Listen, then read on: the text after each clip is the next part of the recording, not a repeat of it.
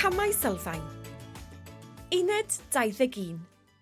Fideo 2, fersiwn y de. Disgrifio Golwg. Yn y fideo hwn, dyn ni'n mynd i barhau ddisgrifio Golwg. In this video, we are going to continue describing appearances. Dych chi'n cofio Uned 2? Do you remember learning about possession in Uned 2? To say that we have something in Gymraeg, we use the pattern mai gyda fi. Enghraifft, mae blodau gyda fi. I have flowers. Mae mab gyda fi. I have a son. Showing possession is an important pattern in Gymraeg. It is different to English. We are literally saying, there is something with me. We use the same pattern to talk about appearances. Gwrandewch ac ailadroddwch ar fy ôl i. Mae gwallt tywyll gyda fi. I have dark hair. Mae cot goch gyda ti. You have a red coat. Mae moustache gyda fi. He has a moustache. Mae het binc gyda hi. She has a pink hat. Mae sbectol gyda ni. We have glasses. Mae llygaid glas gyda chi. You have blue eyes. Mae barf gyda nhw. They have a beard.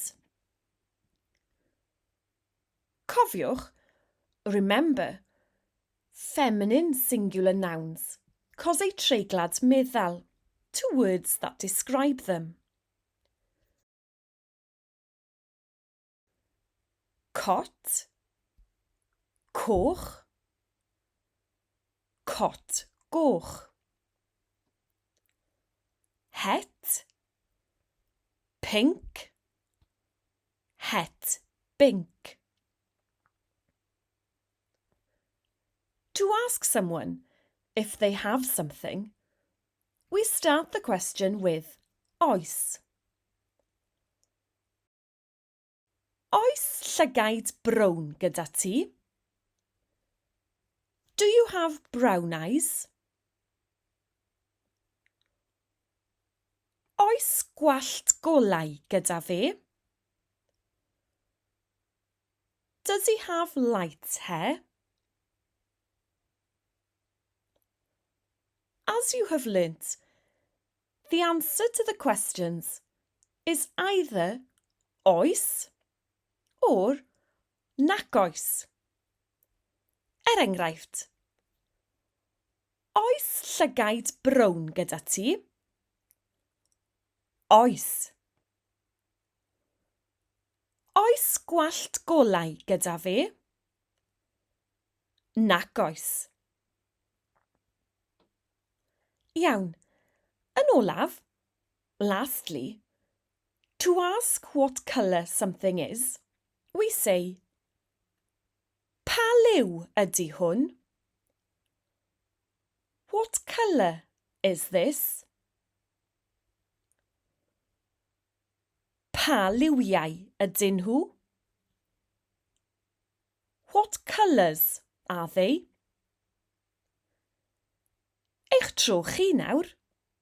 Your turn now. Dwedwch ar fy ôl i. Pa liw ydy hwn?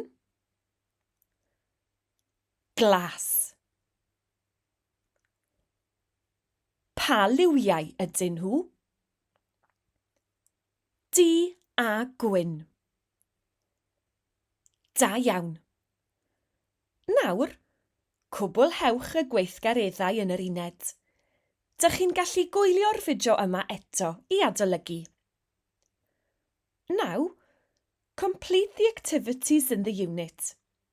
You can watch this video again if you wish to revise.